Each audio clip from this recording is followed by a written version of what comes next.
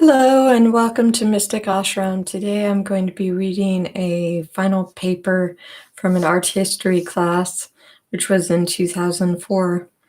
Thank you so much for joining me. This paper is about Western style as reflected in Asian art. A great deal has already been written about the polar opposite side of this question, especially with regard to the Japanese influence on the Impressionists such as Degas, Monet, and Van Gogh. There seems to be no actual explanation for why it is taken for granted that Japanese artists have absorbed Western influences seemingly effortlessly. I intend in this paper to shed light on how the Japanese artistic style has been rapidly and irrevocably altered through exposure to Western art. Originating from folk art, blending both applied and aesthetic sensibilities, Japanese artisans picked up Chinese aesthetics beginning in the 6th century. There was no notable difference between Chinese originators and their Japanese emulators, however. The Chinese literati held the creation of art as being the natural hobby and chief diversion of any cultured scholarly person whose upbringing afforded him, as a member of the landed gentry, a position in the bureaucracy that governed the country. Japanese artisans were professional craftspeople passing their skills from one generation to the next, getting paid to produce and thereby making their livelihood. This indicates clearly that the very core of Japan's art production has never been a mere case of aesthetically pleasing dabbling in order to pass the time. Art was, and still is, perceived as a solid career in Japan, and as much as any other industry is needed to keep a society running smoothly. This is a notably different way of perceiving the artist's trade than is found in most other nations. During the 10th century, the Japanese royal family declined in power for the most part and became rulers in name only. A number of powerful militaristic-minded generals, collectively called the shogunate, seized power for the next 800 years. The first contact the shoguns had with Europe was with the Portuguese in the 1600s CE. When the Portuguese missionaries became increasingly insistent about converting the Japanese to Catholicism, they were quickly exiled and contracts were set up with the more business-minded Dutch. The Dutch received an island from which they traded from exclusively until Commodore Perry arrived in 1854. With the Dutch isolated on the island, the Japanese people were kept away from the influences of these quote-unquote foreign devils. The Dutch did have something the shoguns wanted, however, and the rulers would pay high sums for such items as richly illustrated books, especially science and anatomy books from Germany and England. Despite the fact that they could not read them, the pictures themselves utterly fascinated the Japanese rulers. They also commissioned specialized pieces to be sent from Europe in crystal and Delftware, such as samurai sword holders, as well as scientific instruments such as calipers, microscopes, and telescopes of gold, brass, and copper. These objects were for show. Their sheer novelty and exclusivity held the mystiques of beauty, refinement, and artistic splendor. This collection of the first trade objects is now housed in the Rijksmuseum Amsterdam, the Netherlands. For the common inhabitants of Japan, the Europeans did not even exist until just prior to the Meiji period. In 1854, U.S. Commander Commodore Perry sailed into Yokohama Bay under the threat of cannon fire, forced the shoguns to relent and open their ports to U.S. vessels. What ended the shogunate regime was not actually Perry's military might. It was the inadvertent creation of a middle class of merchants and urban dwellers eager for the new lavish lifestyle. The shoguns tried to curb this new market for the arts by putting a ban on traditional luxury goods made by craftspeople.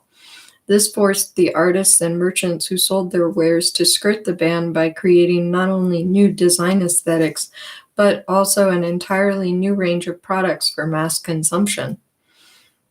Lower classes spent more money on goods, allowing artisans to work with more refined materials and newer tools.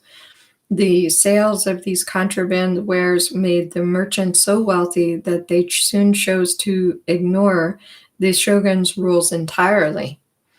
Furniture came into vogue for the first time as consumers had more goods than they needed on an immediate basis.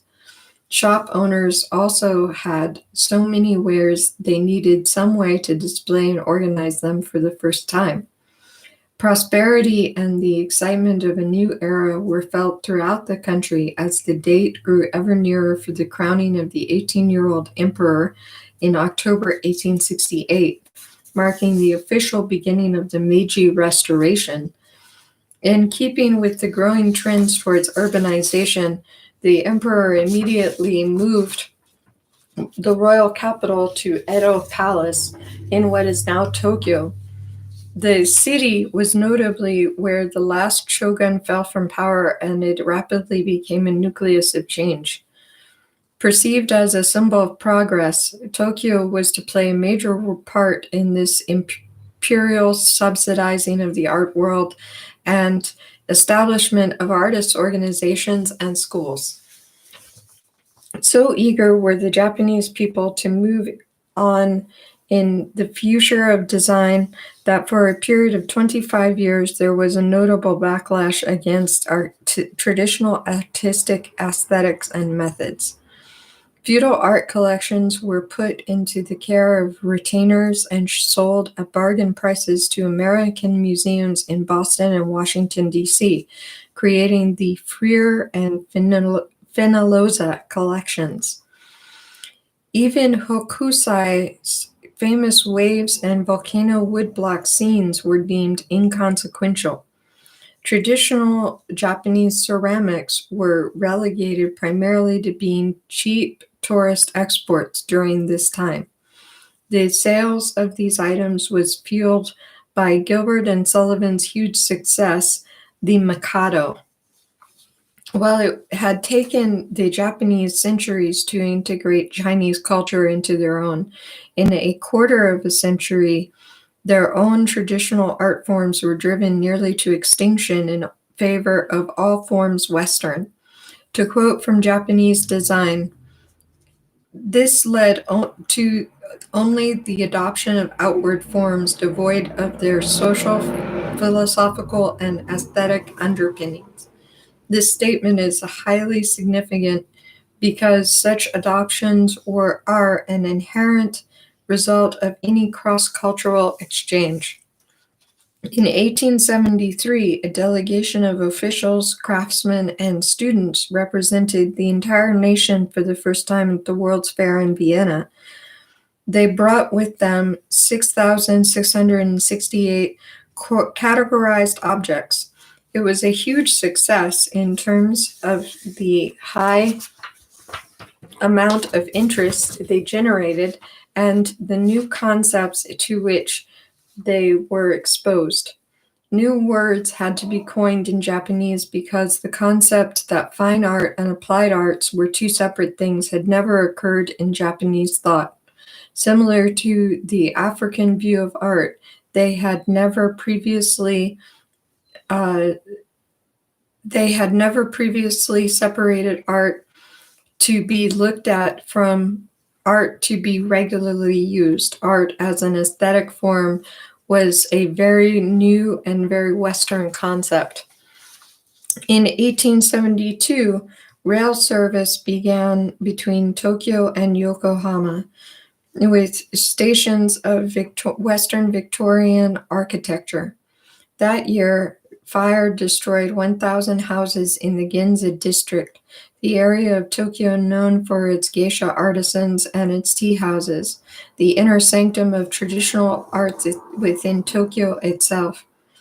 The district was rebuilt in brick in the Western contemporary style, but the flower and willow world of traditional ways, for the most part, retreated back to the old capital of Kyoto, leaving Ginza to become the ultimate in fashion, design, commerce, and shopping as it still is today.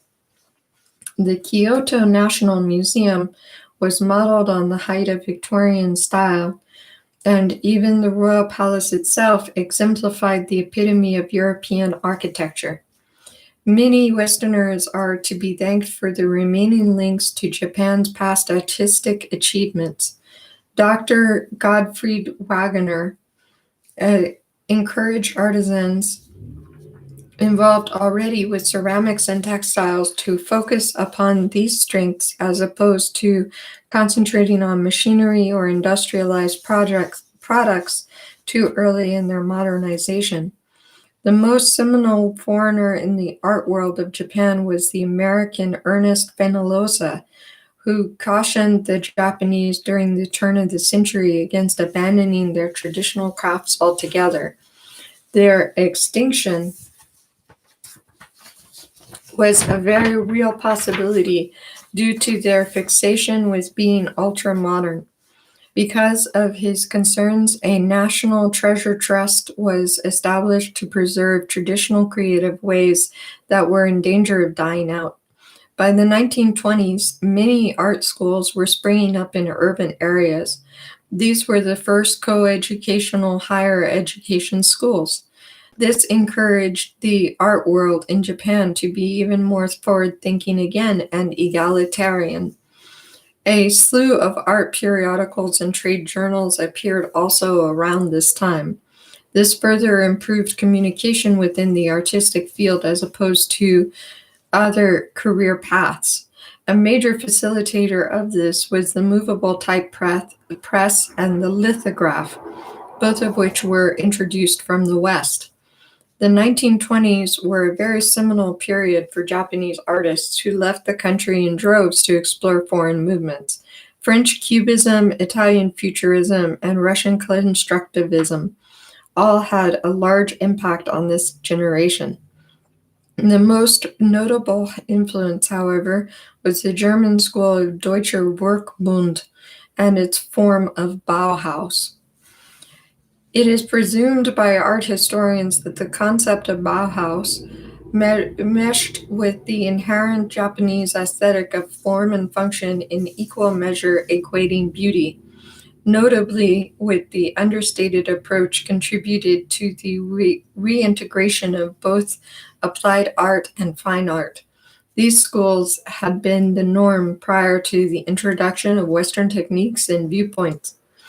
Art Deco was also a much admired movement that provided much needed escapism from images of war during the 1930s. In 1937, the militarist government shut down the Keiji Kobo Design School for its internationalist-centered views. The school's focus on mass-produced modernist furniture and structures would take another quarter of a century to resurface. During this period, German architect Bruno Taut fled his homeland for Japan, where he encouraged the Japanese to give up on pursuing a foreign aesthetic and draw inspiration from their own heritage.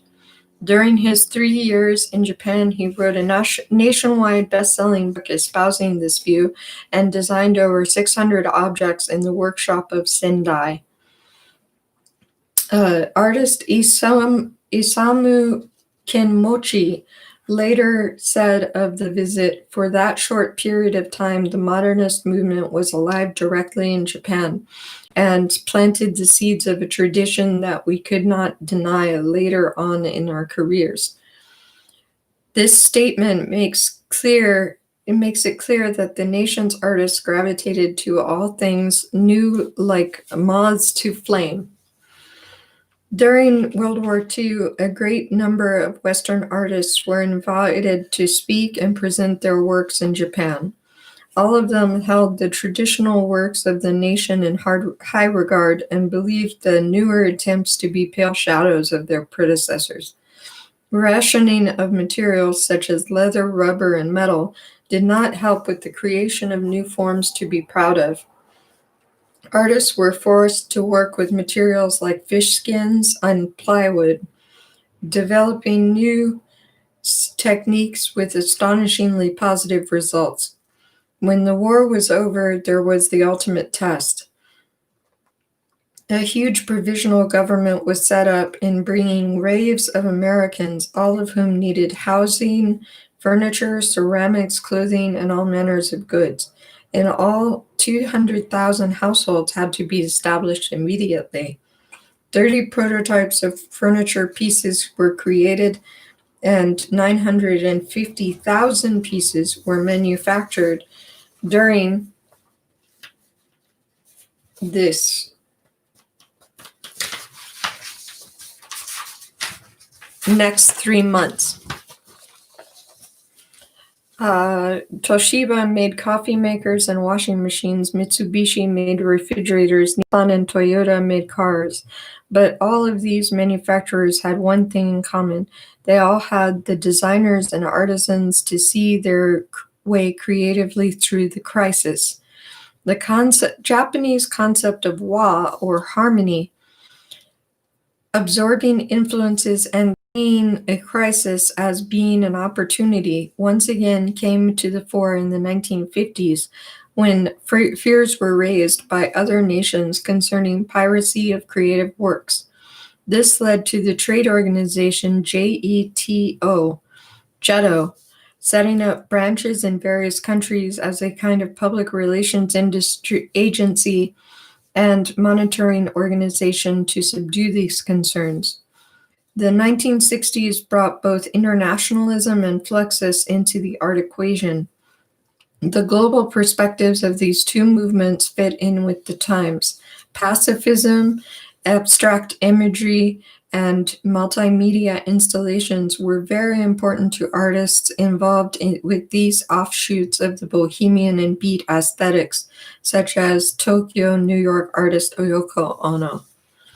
In the 1970s and into the 1980s, worldwide recessions threatened Japan's economy, and it quickly became apparent just how reliant the nation was on the world market and foreign inspiration. A new organization was created called MITI, MITI, to encourage international designers to show their wares and compete for awards. This was also a key step in uncovering what developing nations were doing in the arts, which had been a major enigma until this project came into being. By the 1990s, design and the arts were both being put into perspective by MITI's design policy, stating that the arts are, quote, deeply interwoven with society to be handed down to our descendants as the heritage of our age, end quote. It appears that the inferiority complex that contemporary artists feel for the works of their forebears has been at least somewhat subdued for the meantime. Perhaps it is partially due to the wide reception of their animation projects by the West that Japan has begun to look optimistically at their contemporary arts. Movie-making permits are next to impossible to attain, so animation has become the primary method used to make a long feature. This fad has certainly been well received, spawning its own television channel, Anime Network, and magazines such as New Type. Hello Kitty is certainly well known. She was born in 1976, and theorists say that the fact that she has no mouth allows any emotion to be projected upon her that one wishes at the moment. The Ginza district of Tokyo has been dubbed the capital of the cult of cute. This begs the question, though, as paradoxically quoted from Japanese design, quote, is America only adopting the outward forms devoid of their social, philosophical, and aesthetic underpinnings, end quote. This is one of the crests of a wave in the ocean that is postmodernist thought. My answer would be yes.